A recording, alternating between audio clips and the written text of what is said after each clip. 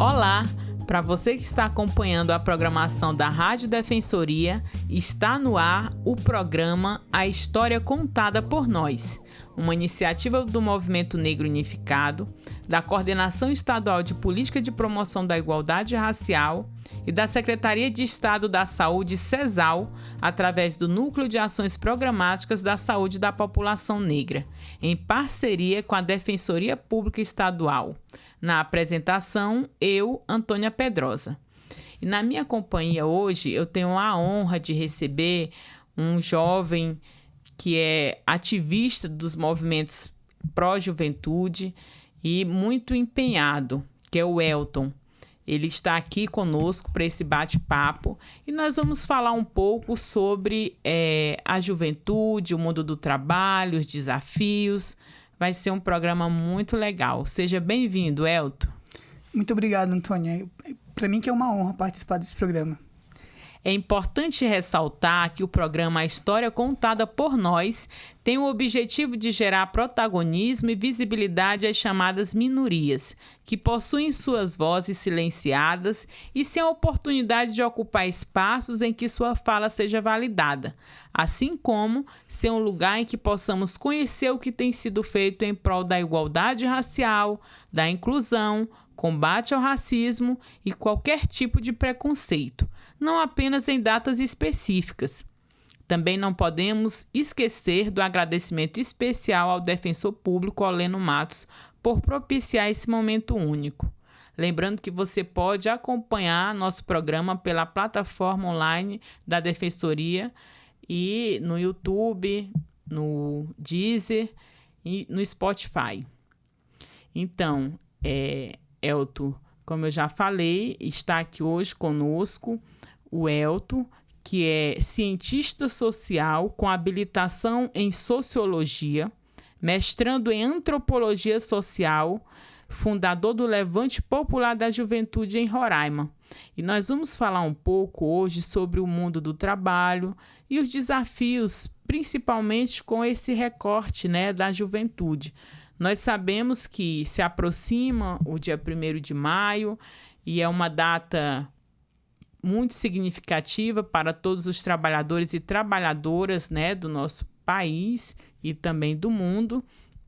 Sabemos dos desafios, das reformas que estão sendo feitas e que, principalmente quando se mexe na carteira de trabalho, que já era uma conquista dos trabalhadores e trabalhadoras há mais de 100 anos. E aí a gente teve, então, várias reformas que vão impondo às futuras gerações medidas muito mais drásticas, não é, Elton? E uma dificuldade muito maior de ter garantias em relação aos seus direitos enquanto trabalhador e trabalhadora. Então, nós tivemos aí a terceirização que passou, aí a gente teve a reforma da Previdência, aí nós tivemos a reforma trabalhista, e aí a gente vai conversar um pouco como todas essas reformas afetam principalmente as futuras gerações. Então, Elton, mais uma vez, seja muito bem-vindo. É muito bom escutar vocês que estão na ponta, nos movimentos, organizando a juventude, alertando, e porque a gente precisa se organizar, para poder manter alguns direitos e lutar por outros. É isso. Elton, então, vamos conversar um pouco mais sobre os desafios. Como que você vê, Qual a expectativa hoje dos jovens em relação ao mundo do trabalho? Então, Antônia, primeiro eu começar falando que, novamente, é uma honra, Eu estou um pouco nervoso, porque depois de um dia de trabalho, a gente fica meio tentando organizar as ideias, porque nós jovens, tenho 28 anos agora, mas há 2 anos trabalhando numa escola da Prefeitura de Boa Vista, e é muito cansativo, E eu tenho essa estabilidade, mas ainda assim é extremamente cansativo. Quando a gente pensa em organizar a juventude, que é uma categoria super nova, a se pensar quando a gente pensa no contexto da humanidade mesmo, a gente vê que o jovem, essa categoria, foi pensada há menos de 100 anos, há quase 100 anos. Então a gente precisa pensar em o que a gente conseguiu avançar e o que a gente precisa também lembrar da nossa história também. Eu estava conversando com o Job, que é militante do MST, há uma semana atrás. Ele me disse uma coisa que eu fiquei refletindo bastante, né? A gente que está na ponta da lança, assim, dos movimentos sociais, da defesa dos direitos sociais, é que, para além dessa defesa ativa que a gente tem feito ao longo desses 6 anos aqui em Roraima, mas também a gente precisa lembrar das pessoas que já passaram no decorrer dessa história de luta pelos direitos sociais, né? Sim. Foi só através da luta que a gente conseguiu, né, auxílio,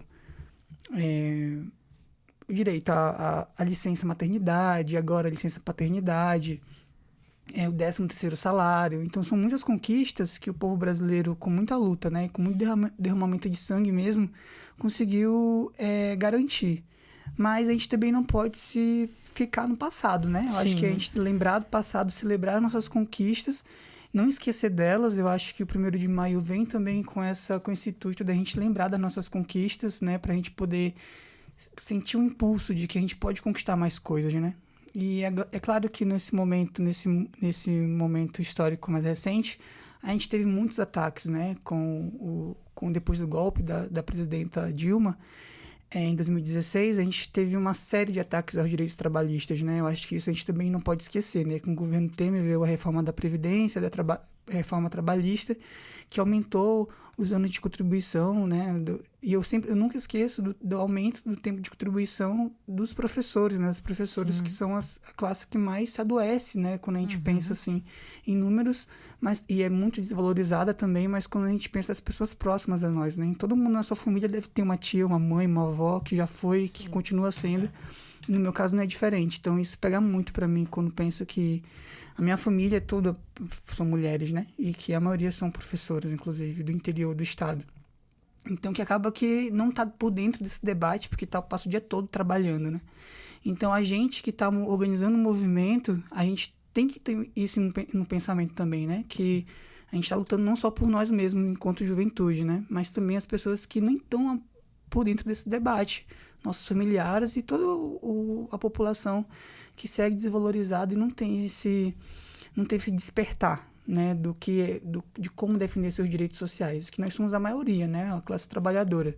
E isso é tão real, Elton, que muitas vezes as pessoas só vão em busca do direito quando, de fato, a necessidade bate à porta. Como, Sim. Por exemplo, né, no governo passado foi retirado o auxílio quando a pessoa se acidenta de carro, DPVAT, né? Se acidentava de carro, tal.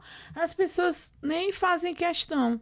Aí, quando aquele trabalhador, aquela trabalhadora sofre um acidente que vai em busca daquele recurso para poder, né, custear o tratamento, se manter ali, manter sua família, é que ele percebeu que tinha perdido. Então, assim, como que é difícil hoje a gente chamar a atenção daquelas pessoas que não são diretamente atingidas naquele momento. É como tu falou, não é porque eu não tenho direito ao auxílio DPVAT, ou a aposentadoria, ou o BPC, que é o benefício de prestação continuada para aqueles idosos que não contribuíram, para aquelas pessoas com deficiência. Então, não é porque eu não tenha direito a esse benefício que eu não vou reconhecer que tem uma grande parcela da sociedade que precisa. E aí, como você falou, eu vou lutar até por aqueles que não têm consciência de que é um direito deles ali que está sendo retirado, né? E aí você traz uma questão que é muito importante, que é sobre a vulnerabilidade e também a precariedade do mundo, do mercado de trabalho, principalmente quando a gente pensa em empreendedorismo, né? Hoje essa palavra ela vem ganhando assim formas, digamos assim,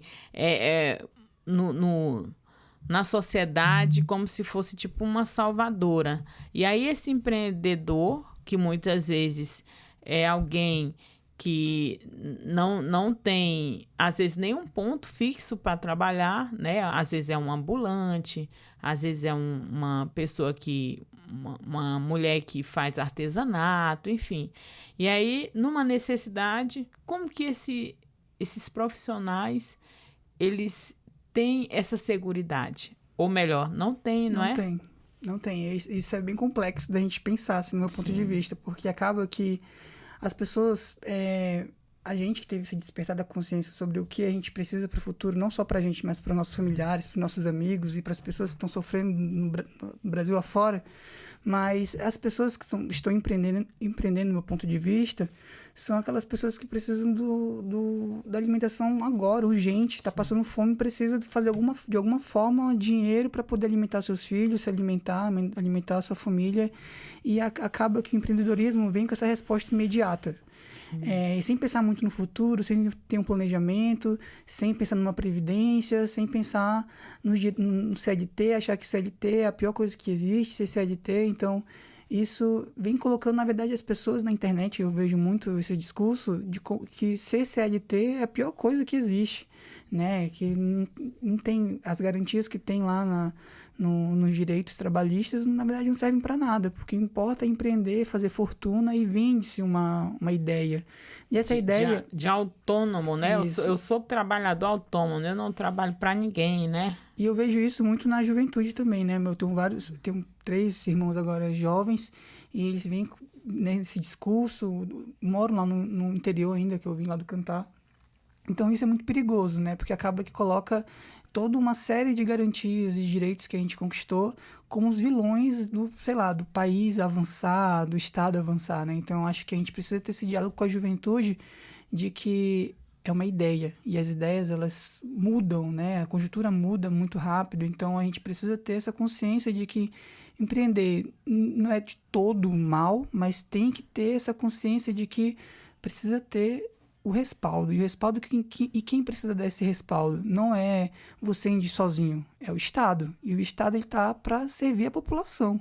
Então a gente precisa e vai continuar lutando, né, para que os direitos trabalhistas sejam garantidos e sejam melhorados, né?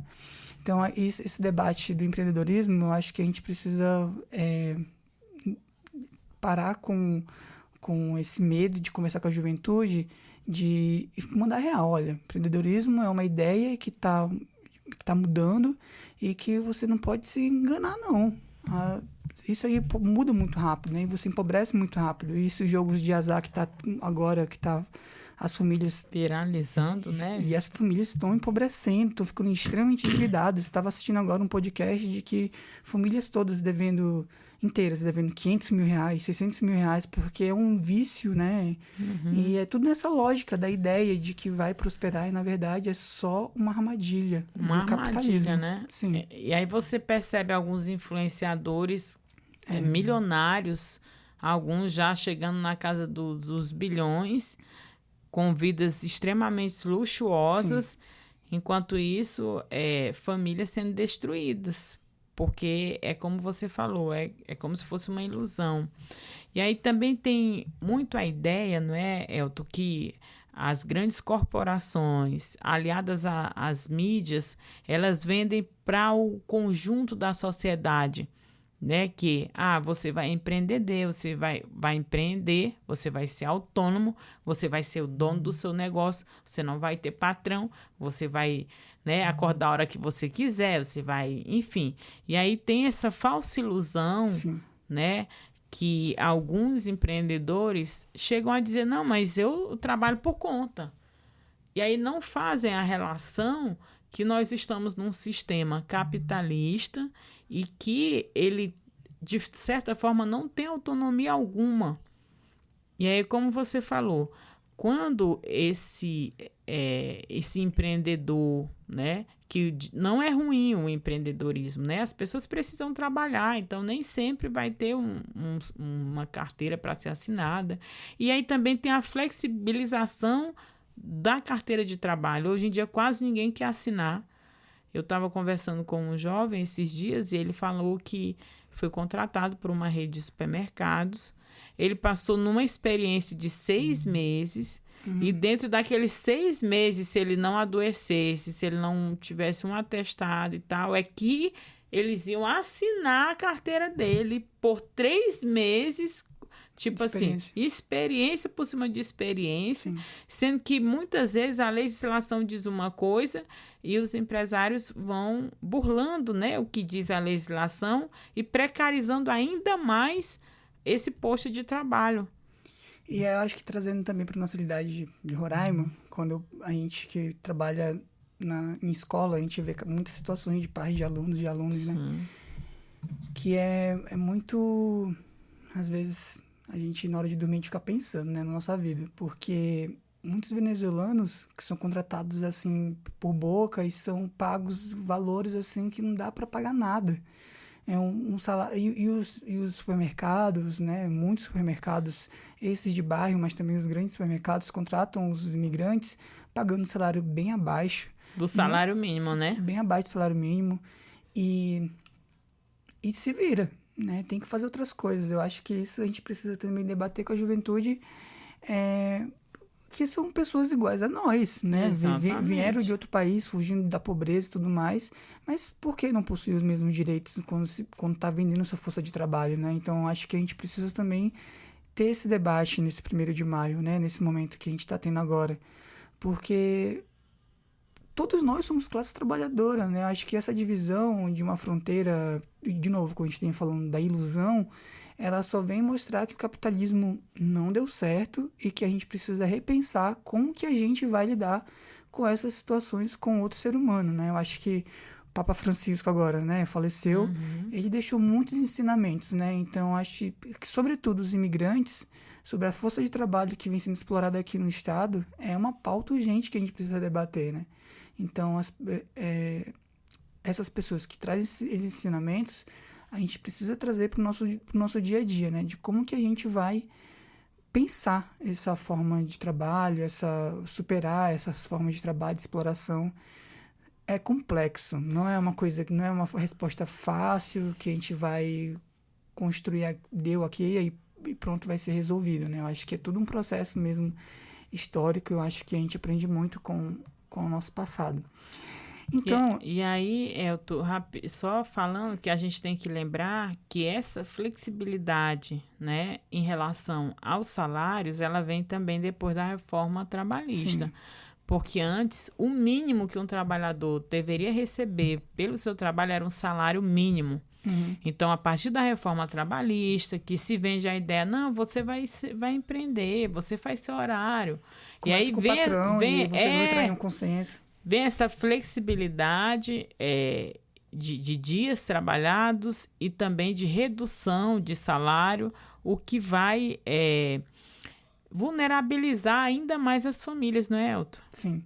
E o debate também, outro debate importante que a gente está tendo agora é a redução da escala, né? De 6 por 1. Sim. Então, eu acho que... E sem diminuir o salário mínimo, né? Eu acho que a gente precisa ter esse debate, amadurecer mais esse debate, porque os empresários, os patrões estão falando que pode ser que diminua, mas vai diminuir o valor do salário também, né? Então, eu acho que esse debate que está rolando na internet, esse falso apoio à diminuição da escala por parte de alguns patrões que eu tenho visto, na verdade, a gente precisa ficar atento enquanto classe trabalhadora.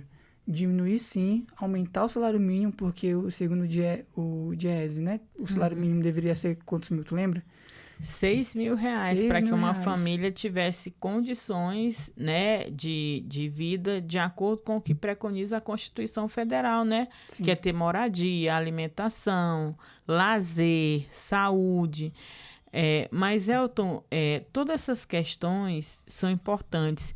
Eu acho que vale também a gente enfatizar, principalmente em relação à escala 6 por 1, né, que hoje está em discussão, está em debate para que seja 6 por 2, né, 6 dias trabalhado e 2 dias, como os servidores públicos já têm, né, trabalha 5 dias úteis e o final de semana. E aí, quando a gente vai para a questão das empresas, né, que é esse trabalhador CLT, que praticamente não tem vida, ele trabalha ali em um regime subhumano, eu posso dizer. Verdade. Porque você trabalhar 7 dias na semana. Às vezes tem uma folga no período da tarde, outras vezes é uma folga no período da manhã, né? Trabalha domingo, feriados. E aí a gente pensa, qual a sociedade que nós queremos? Porque hoje nós temos uma sociedade que está praticamente adoecida por várias questões. Qual é o momento de lazer que esse pai, que essa mãe tem com sua família? Qual o momento de cuidado com a própria saúde que esse trabalhador pode ter em relação a si próprio? Como que a gente visualiza uma sociedade impondo a ela, porque nós temos uma profunda desigualdade social no nosso país, né? Todos nós sabemos, a gente sempre fala sobre essas questões, eu acho que é importante pontuar que nós temos hoje uma sociedade que 95% 5% tem a riqueza do que deveria, enfim, 5% detém a riqueza que sobra para os outros 95% da sociedade brasileira. Então, a gente está falando aí de mais de 200 milhões de brasileiros. Sim. E aí, então, você percebe o tamanho que há a desigualdade. Enquanto tem pessoas que não trabalham, porque são realmente muito ricos, né? Nem moram no país, mas tem empresas aqui, enfim. E aí nós temos aquele trabalhador que está ali sustentando toda essa pirâmide social, que a gente pode assim dizer, para que as pessoas compreendam, né? E está num regime praticamente análogo, digamos assim, à escravidão. Sim, porque moderno. Não tem... não sobra espaço. Sim, é uma falsa liberdade, né? Mas também fazendo um paralelo que está sendo discutido com os chefes lá em Brasília. Sim. Não sei se tu viu o Ciro Nogueira, junto com os empresários da Faria Lima, um áudio que foi vazado dele falando, né? Ele é oposição ao atual governo. Ele falando que, num áudio que vazou, eu estava assistindo na CNN, ele fazendo todo um complô para não passar a isenção, o imposto de renda. Sim, até R$5.000. Isso, né? Porque vão querer tirar dos mais ricos. E o pessoal da Faria Lima são aqueles que têm, né, fortuna estimada em mais de bilhões, mas também tem gente lá que recebem anualmente seus 50 milhões, ou recebem mensalmente 50 mil, no mínimo 50 mil. Exato. E aí eles lá, todo mundo fazendo um complô para barrar isso no Congresso, para eles não serem taxados. E são 140 mil, né? Isso é uma estimativa que o ministro da Fazenda... Pessoas, né? 140 mil pessoas que detêm isso, né? Acho que não chega nem a 5%. Deve ser uns 3%, porque é poucas pessoas que detêm esse número de... Esse acúmulo de riqueza, né? Riqueza na mão de poucas pessoas. Então, a gente vê que eles estão organizados, essa elite brasileira, né? Junto com as pessoas que são de extrema direita e de direita, que defendem os interesses desses poderosos e que, no final das contas, tem um dinheiro para comprar voto. Para poder se reeleger e tá fazendo carreira na política, né? Então, eu acho... E aí, quando se fala, né, Elton, dentro do que tu tá falando, de taxação de grandes fortunas, a mídia começa a fazer um trabalho, os grandes empresários, enfim, e a sociedade começa a se posicionar contra, como se ela tivesse inclusa naquela taxação. Quando, na verdade, você está falando, como tu disse aí, menos de 5% da população que teriam fortunas taxadas, porque é o justo. Sim. Quem ganha mais tem que pagar mais imposto. Não é justo um trabalhador trabalhar 7 dias na semana e ganhar R$3.000 e ainda pagar um absurdo, 27% de imposto. Sim. Quem ganha, assim, uma professora que ganha 5 mil depois de ter feito um mestrado, ter feito um doutorado, muitas vezes ganhar R$5.000 e ainda pagar 27%, fora, né, a dedução também para a Previdência. Então, se nós formos pensar, por exemplo, uma professora ganha R$5.000, hoje ela paga 27% de imposto de renda, tem mais 11% que é descontado para o Precem. Aí você coloca 27 mais 11, 28, 38%. Sim. Quase 40% do salário. A gente não vai fazer a conta como a Dilma, mas assim, quase 40% do salário só para pagamento de impostos. Sim. Isso é justo? E aí, quanto que essa professora vai ficar? Vai ficar com, sabe, com poder de compra baixíssimo, não vai sequer conseguir custear uma consulta particular de urgência, emergência. Sim. E tudo, a gente vê como tudo tá interligado, né? Sim, já usando já de novo. Tudo tá interligado, nada é solto, né, Elton? Uma sabedoria do Papa. Tá tudo interligado nesse mundo, né? Então, acho que até as coisas ruins estão interligadas, porque nessa proposta que tá no Pré-Sem, na Câmara dos Vereadores, eu tava na Assembleia e eles falaram isso, que eu fiquei pensando nisso, nesse absurdo, de 80% que você poderia se aposentar, que tá na lei, né, agora, 80% do salário que você vai se aposentar, né, pros professores. Sim. Eu não sei se você passa 25 anos contribuindo. E sai aposentado com 80% do seu salário, né? Sim. E ia diminuir para 60%. Vai diminuir. A proposta do prefeito é que diminua para 60%. Não vai, né? Vamos acreditar que não vai. Então, são essas questões 60%? que nós precisamos, não é, Elton? Debater com o conjunto da sociedade que são diretamente atingidos. Isso que eu também, voltando para o nosso assunto anterior, eu acho que tem esses 140 mil pessoas que vão ser taxadas se tudo der certo, que o Congresso vai sim taxar essas pessoas para diminuir um pouco a desigualdade. Não vai resolver nossos problemas, mas é o início de alguma coisa. Eu acho que o nosso país nunca teve essa iniciativa, né? Sim. Que bom que está tendo agora, antes tarde do que nunca. Mas também voltando a falar sobre esse trabalho análogo à escravidão, né, que tu falou. Eu acho que, trazendo para nossa realidade, no país todo, a população que sofre com isso é a população negra, isso é um fato. Sim. E aqui no nosso estado, a população imigrante, que está sofrendo com isso agora, né? Depois desses acordos que teve aí com o Congresso, e, enfim, e atacou os direitos trabalhistas, né? Com a reforma da trabalhista no governo Temer.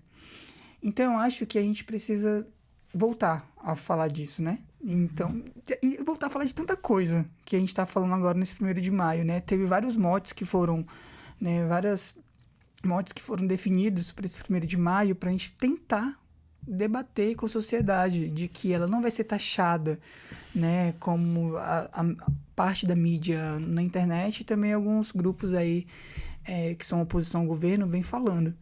Então, acho que a gente ter essa iniciativa de falar no 1º de maio da diminuição da escala 6x1, da revogação da reforma trabalhista, que parece uma coisa muito mais difícil de acontecer, mas a gente precisa falar. Sobre também o arcabouço fiscal, né? Eu acho que a gente precisa também falar sobre isso, de como que isso vai afetar a longo prazo, a médio prazo, não sei se a curto prazo já, mas acredito que sim, a educação, a saúde, o investimento no bem público, né? Eu acho que tu pode falar mais do que eu sobre isso, eu não tenho muita informação sobre o novo arcabouço fiscal, porque também preciso me inteirar mais sobre isso. Então, eu acho que a gente precisa falar sobre essas coisas com a sociedade. A gente não pode desistir, por mais que seja muito cansativo, nós que estamos à frente dos movimentos sociais, falar desses motes que estão aí em discussão, em debate, em disputa mesmo de ideias, né? Então, essas ideias que a gente vem falando do empreendedorismo, é tudo uma ideia, é solúvel, a qualquer momento pode acabar. Pode mudar, né? Então, a gente precisa voltar aos direitos que foram tirados de nós, né, da classe trabalhadora, e também o que a gente pode avançar. Eu acho que a gente está num governo que é propício a isso, ao debate. Se vai passar ou não, é outra história. Porque aí a gente tem um congresso também, né, Elton? Mas aí não pode colocar tudo no colo do governo. Tu traz uma federal. Questão que é muito importante, que a gente precisa retomar alguns pontos que são importantes, mas também avançar dada a conjuntura social, porque aí a gente tem agora trabalhadores de aplicativos, a gente tem uma série de outras categorias que anteriormente não tínhamos. Então, como que você dialoga com esse novo arranjo social, Sim. com esse novo mundo do trabalho e ao mesmo tempo, né, Elton, como que você coloca esses trabalhadores dentro de um sistema de seguridade? Sim. Eu acho que esse é um ponto assim, muito importante, porque você tem muitos jovens hoje que terminam o ensino médio, vão trabalhar de mototáxi, de Uber, por exemplo, de entregador de iFood, e que não tem garantia nenhuma. Nenhuma. E por isso que eles estão fazendo essas paralisações para poderem reivindicar, né? Teve o break agora dos apps de moto, agora mais recente, 2 semanas atrás. E foi uma grande mobilização. Então é isso que tem que ser feito. Exato. Não vai ser sentando com os deputados, porque é isso também que tu disse. tem um Congresso. O Congresso não mudou nada, ele piorou, inclusive. Sim, né? Então, dizem que é um dos mais reacionários dos últimos anos. Mudou o governo federal, né, o que vai executar boa parte, Sim. mas o Congresso não mudou. Então, eu acho que a gente precisa, nessas próximas eleições, porque é isso que a gente tem, não é a das melhores que existe, a democracia que a gente tem, mas é a que temos, a gente precisa agir dentro dela. Então, a gente precisa colocar na Câmara dos Vereadores, na Assembleia Legislativa e no Congresso Nacional e na Câmara Trabalhadores Federal. E trabalhadoras Isso, que que tenham vão... consciência da luta de classes. Quando a gente fala de luta de classes, não é que a gente queira ser melhor ou pior, mas a gente quer ter a dignidade, Sim. né? Enquanto trabalhador e Exato. trabalhadora, de ter uma segurança, por exemplo, na velhice. Com essa reforma da Previdência, por exemplo, né, Elton? Muitas pessoas não vão conseguir se aposentar. Porque vão morrer antes. A gente já denunciava isso lá atrás. E isso está sendo efetivado na prática. E quando a gente for conversar com as pessoas, tava conversando com a minha tia agora, que ela é professora do Cantar, vai fazer quase 30 anos, mas ela não tem idade ainda para se aposentar.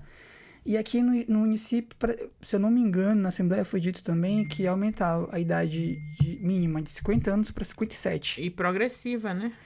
Então, eu mandei real para ela para ver se ela entende assim de forma direta como que isso vai afetar ela e as suas amigas, para isso se espalhar. Não, 57, né, Elton? Porque você coloca 57, se você imaginar, por exemplo, que uma pessoa começou a trabalhar com 20 anos. Sim. Porque se ela, por exemplo, já fez um concurso e começou a trabalhar aos 40 anos, por exemplo. Então, essa mulher vai lá para os 70 anos. Exatamente. E por aí vai. Sim, se ela começar certinho, né? Sair de casa, começar a faculdade com 15 anos, 16, para se formar. E com 20 já passar no concurso. Então, porque antes, não tão antigamente, né? Mas na minha época... Magistério. Por exemplo, você fazia o magistério e você já ia para a sala de aula. Hoje não é mais possível essa realidade. Você tem que ter uma graduação para poder, né, exercer a profissão.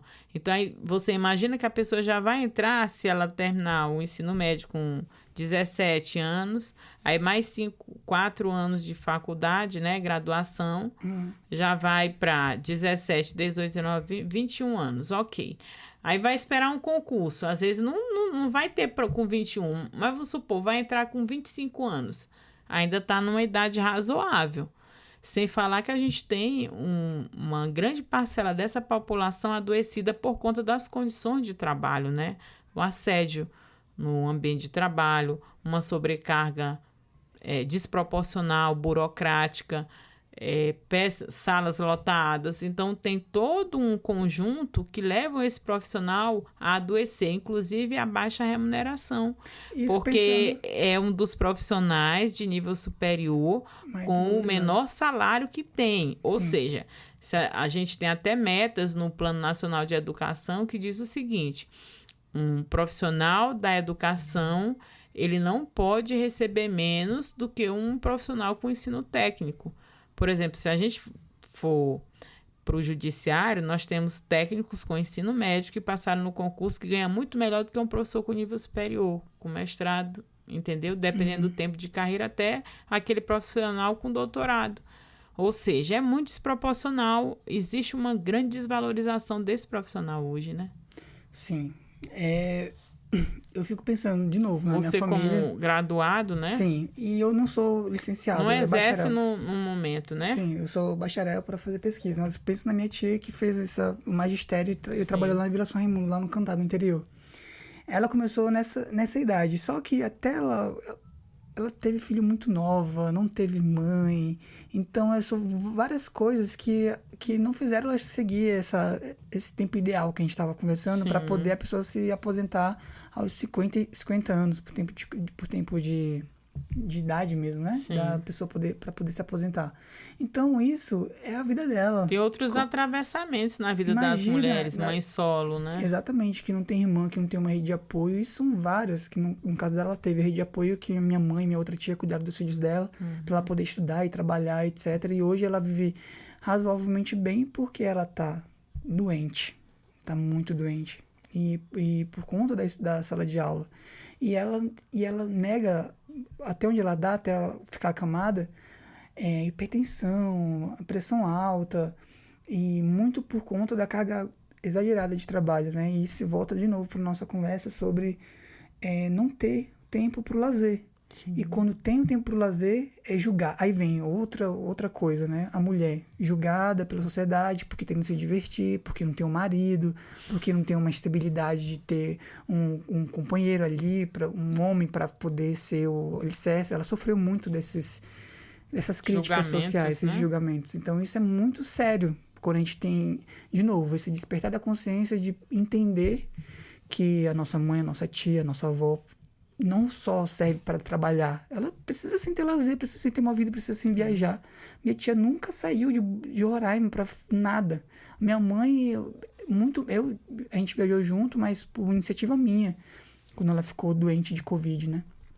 Minha mãe só trabalhou em casa. E ela sempre disse que trabalhou tanto quanto outras pessoas.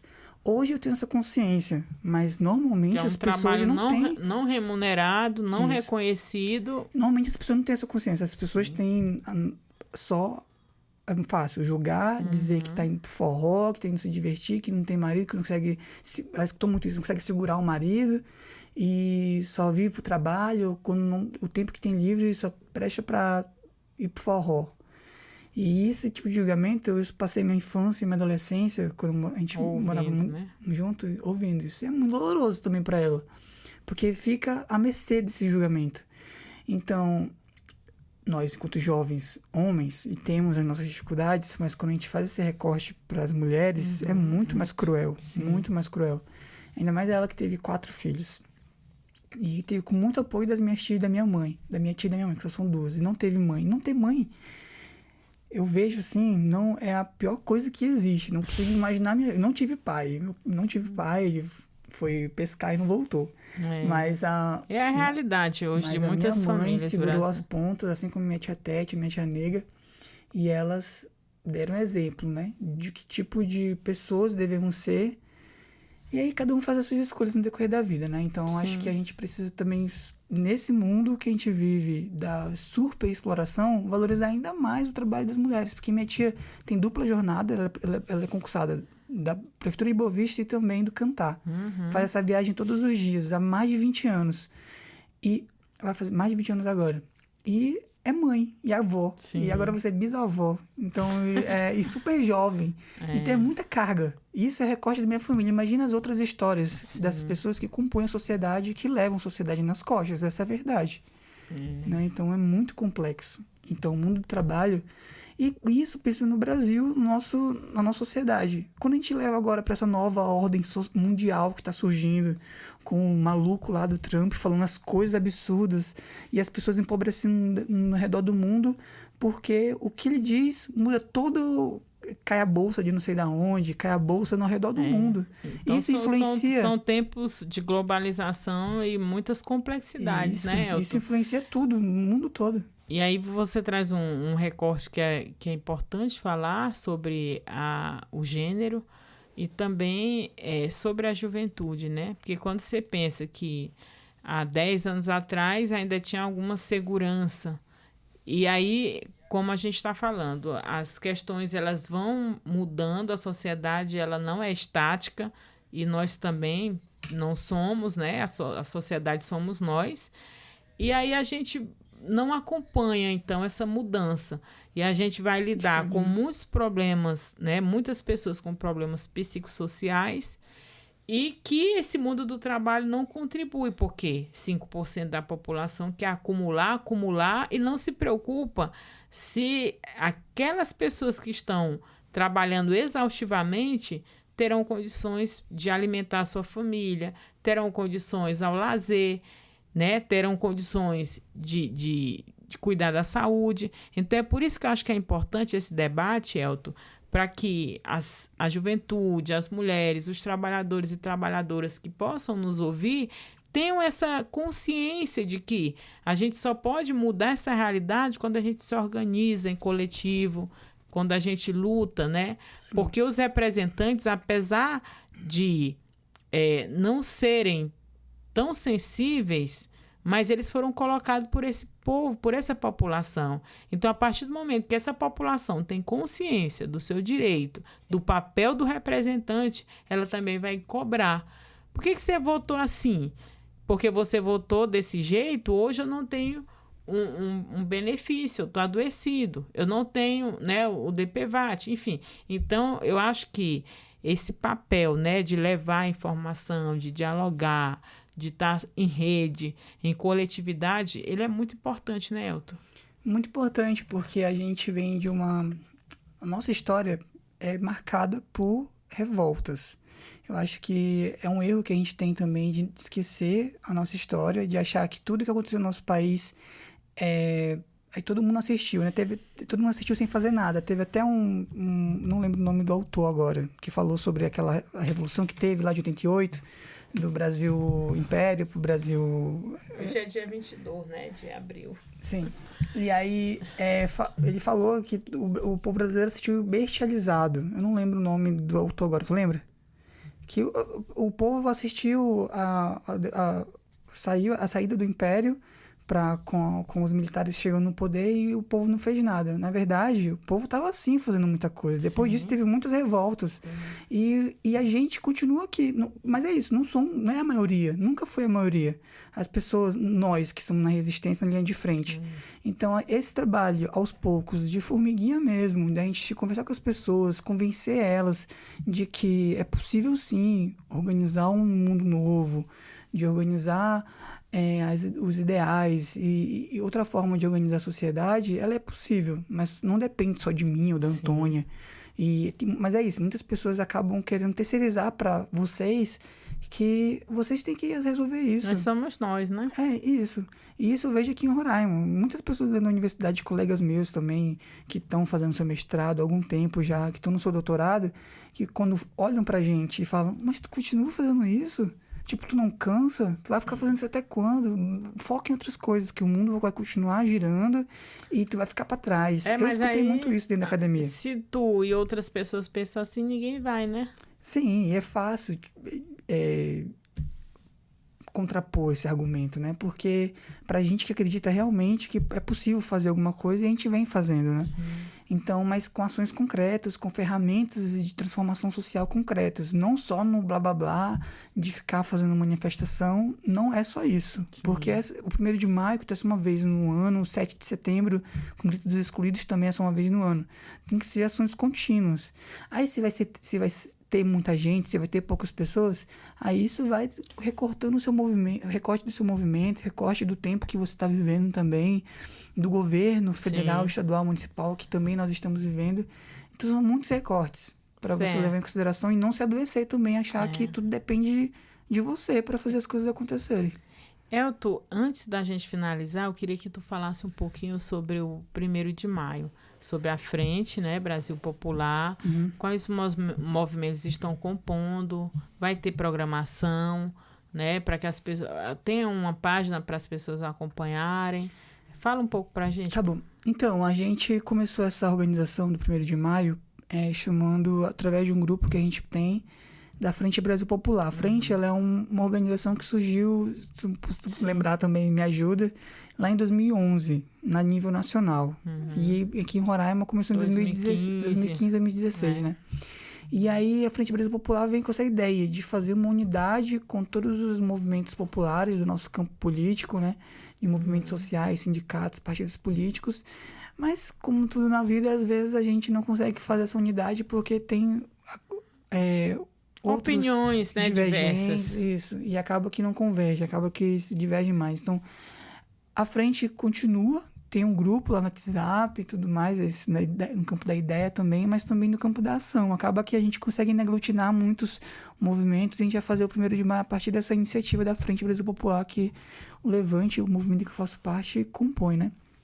Então, a gente chamou essa reunião, aconteceu lá no sindicato da CESDUF, dos docentes da Universidade Federal de Roraima, e a gente definiu fazer um ato unificado no 1º de maio de rua, né? Vai ser lá na Praça do Pintolândia, tá definindo ainda o local exato, mas provavelmente vai continuar sendo lá, a gente vai definir hoje, vai ter uma reunião mais tarde, e aí a gente definiu alguns motes, né? Os motes principais de defesa, que é contra a escala 6x1, contra a precarização da educação pública no Estado, né? A gente viu que aconteceu há alguns anos, todos nós sabíamos que estávamos por dentro defendendo a UE, não foi só porque agora estourou, foi preso lá o ex-reitor e tem provas agora que não tem como falar que não teve, né? Eu acho que isso é importante a gente falar que nós já estávamos denunciando o que vem acontecendo com a UE.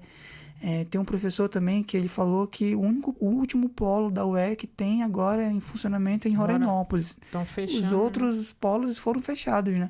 Então, parece que vai fechar também, né? A precarização da educação é horrível. E sem falar, não vou nem falar da educação indígena, porque as escolas estaduais... Educação básica, né? Tem um contraste aqui no Mocego. Tem uma escola estadual lá que funciona no barracão, as cadeiras caem aos pedaços e tá lá.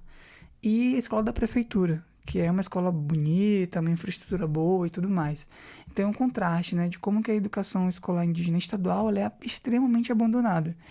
E aí a gente está com um mote também esse, e também um outro mote é contra a anistia, né, para os golpistas, né, do 8 de janeiro. Eu acho que é importante a gente falar disso também. Sim. Não é como as pessoas vêm dizendo que eram velhinhas com Bíblia na mão. Não, eram pessoas que depredaram patrimônio público, queriam um golpe de Estado e só não deu certo porque o exército não foi para frente. Porque se eles quisessem, teria dado o golpe, né, e teria se efetivado.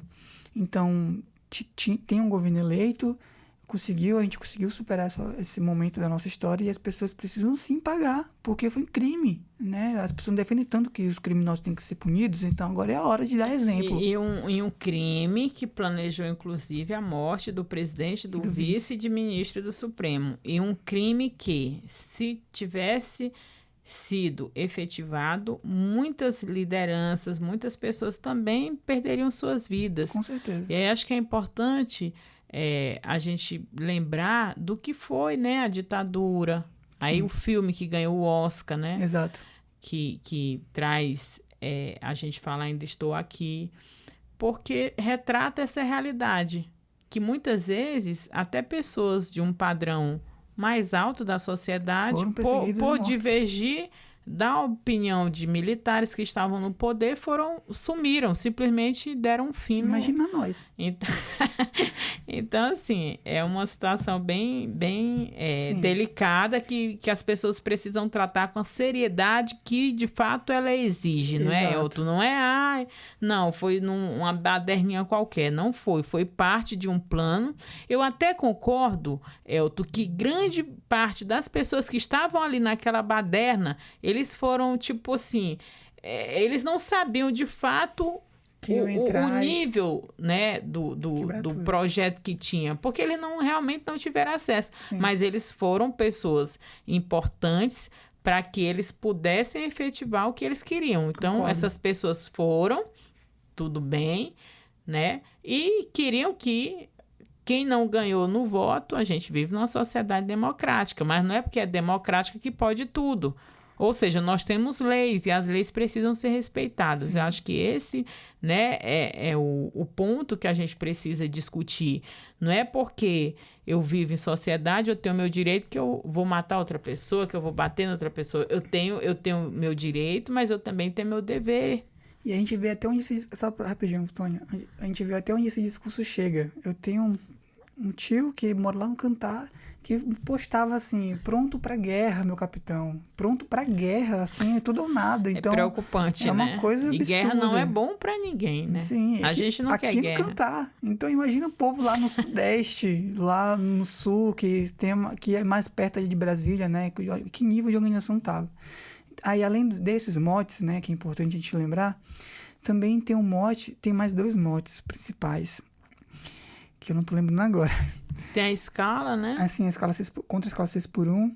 Então, são várias organizações, né, que compõem a Frente Brasil Popular, que estão se reunindo, organizando esse chamamento para o dia 1º de maio, que é uma data que marca, né, a luta dos trabalhadores e trabalhadoras de todo o Brasil em busca de direitos, de novos arranjos sociais que possam segurar, né? Assegurar. Os outros motes são a redução no preço dos alimentos, né? Que a gente tem que conversar com a população e explicar o porquê que está acontecendo.